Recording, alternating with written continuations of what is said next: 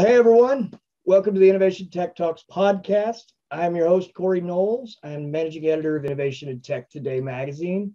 And man, do we have a cool guest for you today.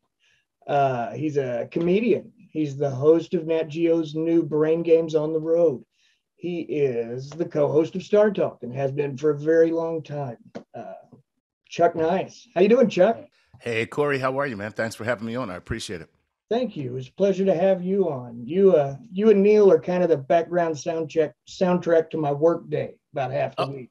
That's pretty cool. I'll take that. You know, it's all. Listen, working with Neil is just a blast. It's kind of the same concept behind our Brain Game show, its newest iteration. I know we'll get to that, but I'm just saying what I love about working with Neil is that, one, he's so much fun to work with. Two, I'm actually learning things. And three, the number one feedback or comment that I get from people is gratitude. Hey, man, thanks so much for making science fun. Hey, man, thanks so much. I can't believe how much I learned today, and I laughed the whole time. Hey, man, you guys are amazing together, and I never thought I liked science. So these are the things that people are saying, and I think they're going to say the same thing about the new Brain Games franchise, which is really somewhat presumptuous of me to say the new Brain Games franchise as if this is just going to continue on and on forever with Chuck Nice as the host of Brain Games on the Road. But go ahead. Oh, man. Well, you know, I've been watching the first few episodes and I really enjoy it. Excellent. You're a man of a variety of talents and projects. I mean, comedian, actor, podcast host, Brain Games host. Seems like you got a lot to juggle these days. Is that difficult? It is, but two things help. One, I meditate, and two, I end every day with a big tumbler of scotch. Because scotch solves everything, right? Right. And by the way, I also start every day with a big tumbler of scotch. No, there's a lot going on right now with me. And I feel like this, the way entertainment works, everything I do comes out of comedy. Even though, unlike a lot of comedians, I'm in love with science. I shouldn't say unlike a lot of comedians. A lot of comedians are in love with science. A lot of comedians are very smart people and knowledgeable. It's just that it's very difficult to take that and bring it to the stage, you know. I tell Joe doesn't get a dark matter joke, maybe. Without a doubt, you know, it's without a doubt. I did a Latin joke some time ago, and you know, somebody. I was on an interview on Yahoo Finance, which should tell you about my comedy. I'm on Yahoo Finance talking about my comedy, so that should let you know. And the guy said something about a joke that I do, and at the end, it's, you know, I'm explaining the Latin of the joke, and I'm like, he was like, "It's brilliant," and I went, "You just told me why I'm not more famous as a comedian." The only guy who's doing jokes in Latin. Ugh. Oh my God. Well, you know, you seem to be a real natural for the Brain Games audience. Watching those first few episodes, I'm seeing you look comfortable. You look at home. How did you land in Brain Games? Interesting. You know, I think it has to do with the fact that increasingly I have been moving into the science space. Uh-huh. And, you know, as a fan, but also as a science communicator. I never really call myself a science communicator because I think it's a disservice to people who are science communicators for me to include myself in that brood. However, it's just something that has kind of naturally happened to me. So Terry Danhauser of Nat Geo, who is familiar with, me and my comedy through StarTalk on Nat Geo may have had something to do with it. No one's ever told me the actual story, but all I know is that he and Joe and Casey at Magical Elves, said, all right, let's just look at this guy. And then it was like, okay, this makes a lot of sense. And when I did it, when I did the audition, and I very rarely do this, after the audition, I say to myself, man, I hope I get that. Of course, you hope you get every job for which you audition. But what you don't want to do is be hopeful about getting the job, because you're 90% of the time you're going to be disappointed. Yeah. Yeah. So the answer is always no. And then every once in a while somebody goes, well, wait a minute, maybe. And so that's how you get jobs in entertainment. But after I did the audition, I was like, God, I hope I get this job, man. This is just so much fun. And it's everything that I love. It's, it's science, it's games, it's talking to people, it's joking around, and you learn something. You can't get better than that, Yeah, for sure. I know when I've watched Brain Games for years, and I know when I watch every episode, there's a moment where my mind is just blown. Yeah. Does that still happen to you as a host? Yeah, but it happens before the show, because they give me a packet, so I get the brain science that's attached to the game. I get the game, what game we're going to play. So I know the science behind the game before we do it. But even reading it, I tend to say, oh my goodness, that's pretty amazing. Like there's something called the rhyme is reason effect. And which is where if you hear something that rhymes, you're more prone to think that that's true. Interesting. So if you hear two statements and one of them rhymes, you're more prone to think that the rhyming statement is true, which is why Jesse Jackson had just so much success, and why rap music is so effective. No, makes sense. Yeah, I'm joking about that, but I get you though. I mean, yeah. So but when I fell for it. When I was playing the game as I'm reading it, I was like, oh no, that's true. And then I was like, I fell for the rhyme is reason effect, And now you notice it every time you see a rhyme, I imagine. Anytime I see a rhyme, the first thing I think is like, is that really true? Like, you trying to trick me? Jay-Z, you liar. Oh man. But Chuck, how did your interest in science come to be? Interesting, yeah, that you asked, because people think that I started working with Neil, and then I started, liking science. It's just the opposite. I have liked science and loved science since I was, in elementary school, and I've been kind of closeted about it. Listen, let's be honest.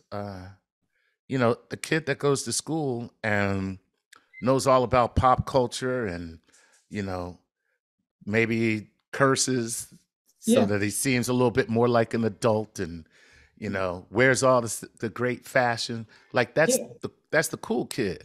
The kid coming to school talking about dark matter,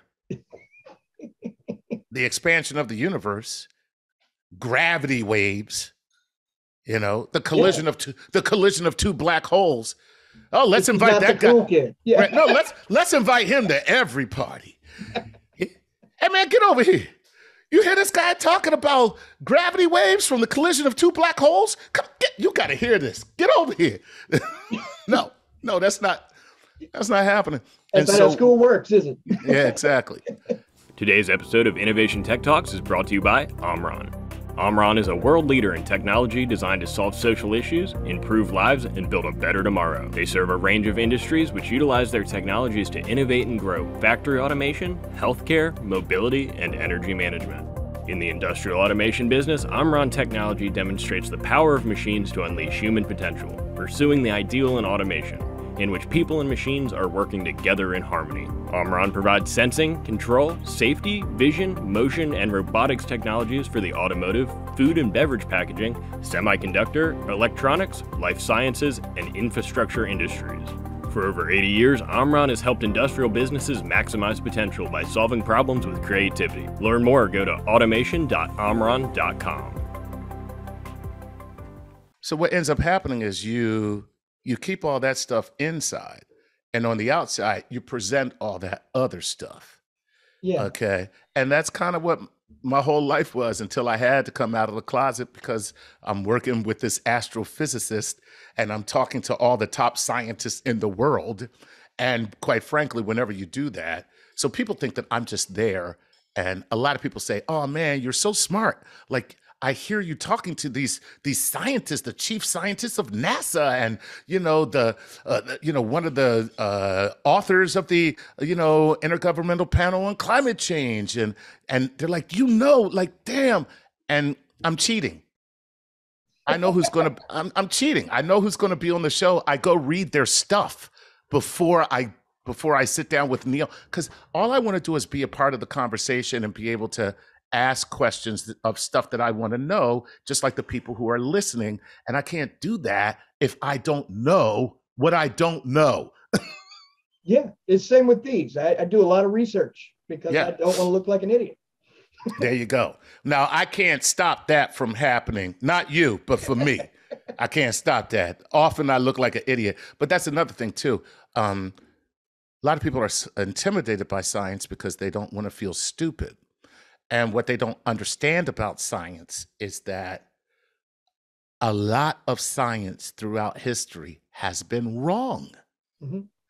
But that is how we advance science and scientific knowledge, not from what we get right, but from what we get wrong.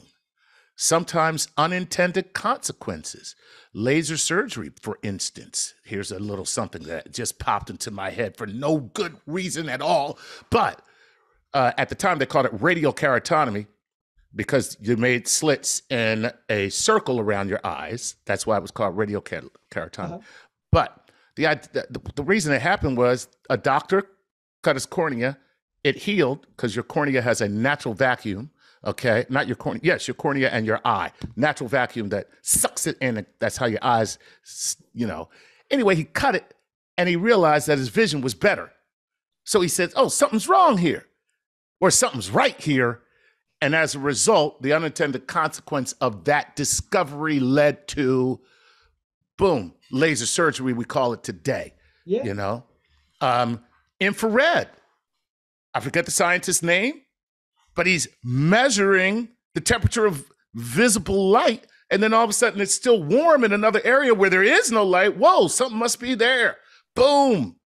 Yes. So it's what wasn't supposed to happen. So no one should ever feel stupid when they're learning about science, because scientists are stupid. That's a joke. But it's true.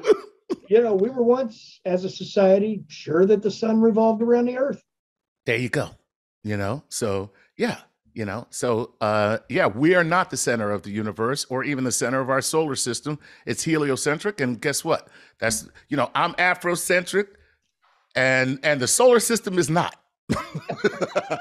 We're just peons floating around in the middle of nowhere. You know what? So that's another thing now that you think about science. So, for instance, when you say we're peons floating around the universe, and we are, here we are on this one little arm of this Milky Way galaxy, which is spinning and traveling at the same time. And we're on the outskirts, the suburbs. And when you look at who we are and where we are in that whole, just that galaxy, we are, I mean, seriously? Can we really take ourselves seriously? Are we really that important? Are we really fighting over something that means something and all the crap that we're fighting over? I mean, let's be honest. It's a different perspective that you get when you look at that. And to tie that to brain games, the true last frontier is the mind, because the brain, if we understand that, maybe we can understand why we are so stupid, why we are fighting over every little inch of the stupid rock that we're on, why we don't understand each other, why we perceive things the way we perceive them, which causes divisions and silos that we live in and bubbles that we, try to exist in. And, so I'm rambling on because, this is what science does to me. It is just more than facts and data. It is a perspective. It is. It's a perspective. It is. And I always think of, like you were talking about a second ago, with the grandness of the universe and everything. I think for me, the biggest moment where that vision came to mind was Carl Sagan's pale blue dot. Oh yeah. It just really pointed out that little that's us. Dust. Yeah, that's us. See that? See that thing that the universe brushes off his shoulder like a piece of dandruff that you poink? That's who we are. So, just take it easy, buddy. You're not so great. Something else I really wanted to mention. I enjoyed your TED Talk on the unintended consequences of tech. And a lot of times passed since then. It's been, 5-6 years? I think so. Yeah, because we lost 2 years to the pandemic. So, and that was 2 years before that. So, 4 years ago, I think. Yeah. Any new thoughts on that subject as things have gotten a hell of a lot worse? That's my thought. Who would have thought it could have got worse? The reason why I picked that subject is because I thought it was funny at the time.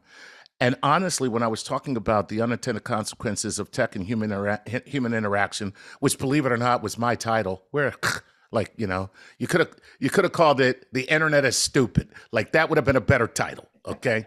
But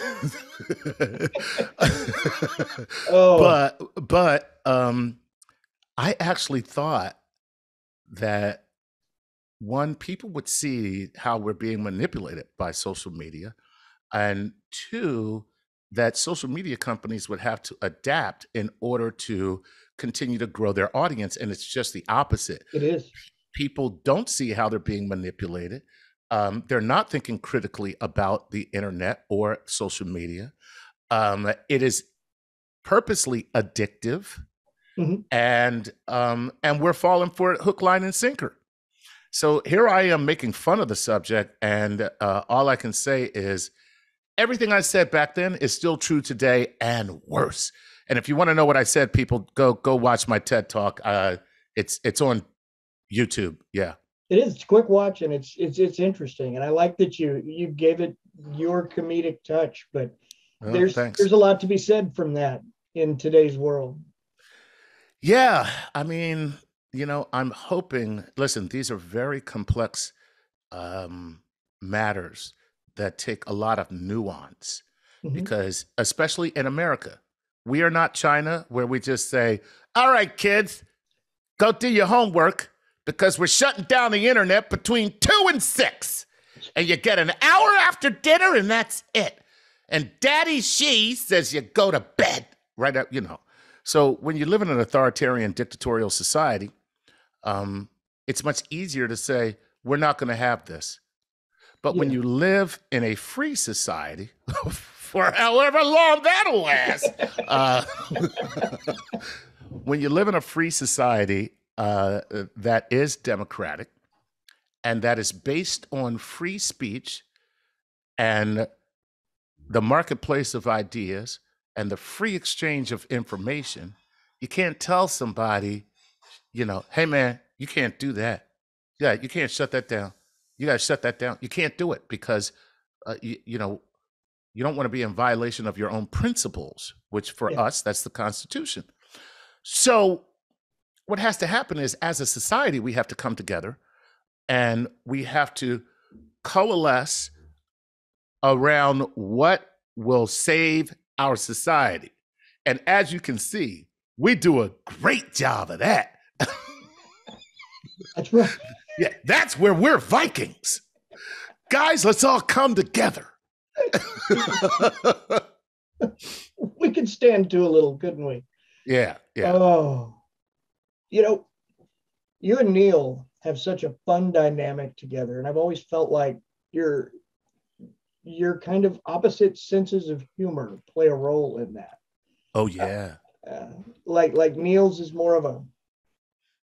I always think of it as a kind of a dry, very sciencey humor that is fun, and you two together though create this thing.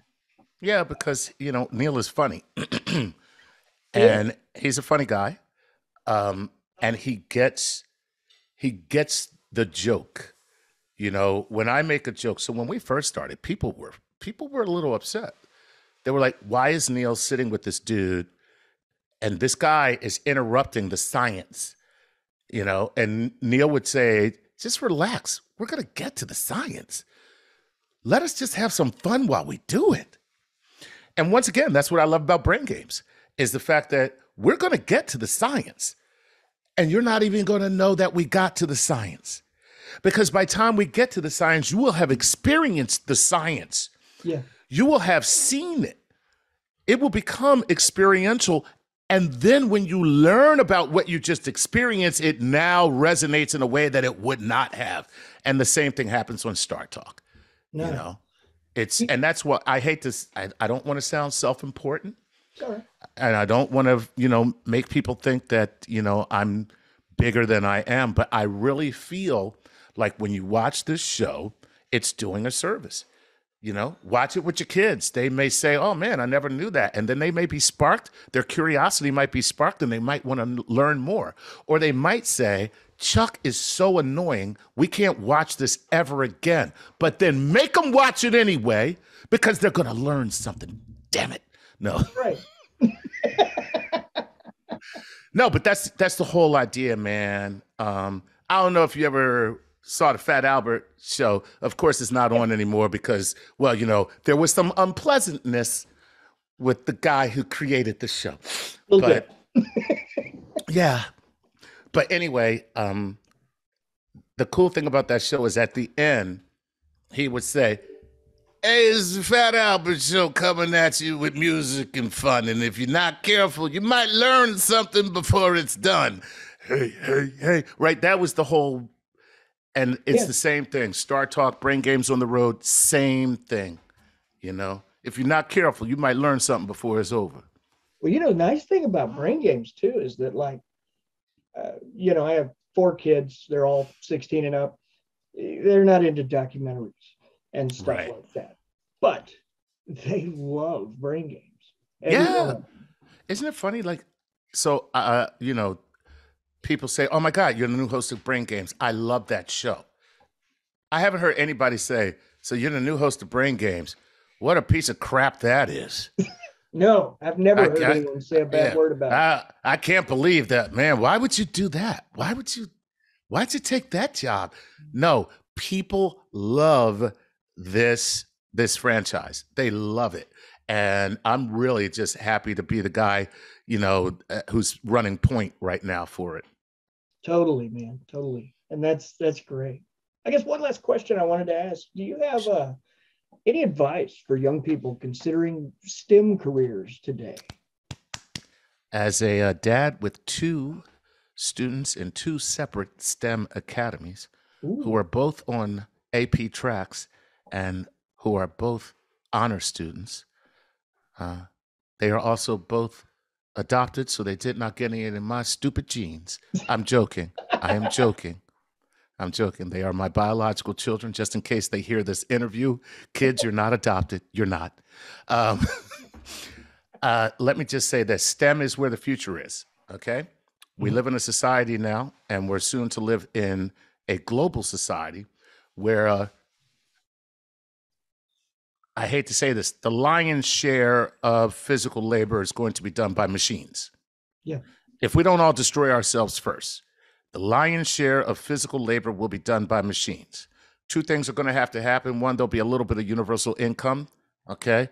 The other thing that's going to happen is we're going to have to transition into a state where critical thinking and scientific discovery, the scientific method, and evidentiary process is what drives our economy and our society, and that's science. And our politics, the whole thing. And our politics and our policy. It's science, okay? And so if any kid who is thinking about STEM, I say find something in it that really sparks your curiosity. So for my son, it's chemistry. This kid has already memorized the periodic table. Wow. I see him working on molecular bonds, and I'm like, wow, okay. He also loves biology. So these are two things that have sparked his curiosity. But he started off in astrophysics, but he found chemistry. So I'm like, be an astrochemist, bro. Not a big deal. Yeah. This coming from your father, who's a comedian. So my message and my advice is find something in science that sparks your curiosity. And if it continues to excite you, go after that. You'll never be sorry, because the way that it teaches you to think and what you learn in that subject discipline, you'll be able to apply in many, many other areas of work and life. So you may start off in the sciences, but because you know how to think, you may end up in government informing policy, because the policy needs to be informed by the science. Yeah. So there's no way that science cannot serve you. No way at all. That's my advice. Well said. Well, Chuck, I thank you so much for coming on today. It's been an absolute pleasure, man. No, thanks for having me. Thanks for making this fun and giving me an opportunity to just drone on. That's all right. People, I'm sure right now are just like, thank God this guy is shutting up. Oh, no, I don't think so. I think it's enjoyable. It's a good topic, and it's a lot of fun. Well, guys, thanks. You can follow Chuck on Twitter at ChuckNiceComic and online at ChuckNiceComic.com. Brain Games on the Road premieres February 25th at 8/7 Central on Nat Geo, with 4 episodes a night over 5 consecutive Fridays, and it's going to be great. So check it out. And if you missed that Friday, please stream it on Disney Plus, and watch it everywhere. Keep me working, people. That's right. Chuck's got kids to feed. There you go.